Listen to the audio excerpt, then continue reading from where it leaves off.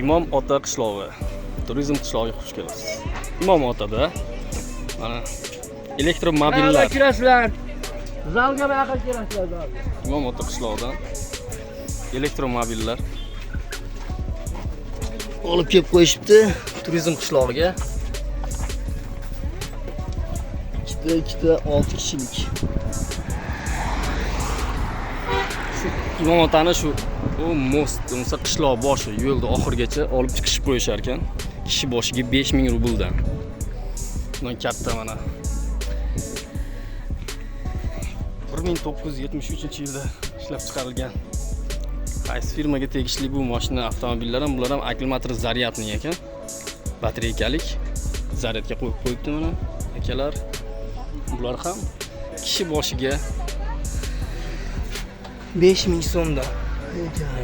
Shunday deb tushuntirdi shu yerdagi akalar. Sayohat mashinasi. Mana 3 kishidan o'tirsa ham bo'ladi, qani ikkita 8 ta odam ham o'tirsa bo'lar ekan.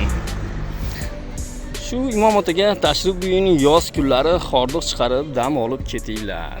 Biz ham shu qishloqlarda, qo'shni qishloqlarda yashaymiz. Yana bittasi mana elektromobillar. Sidinasi 1, 2, 3, 4 talik. 2 kishidan o'tirganda ham 8 ta odam joylashadi.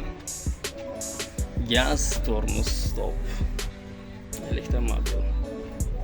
Sayohat mashinasi.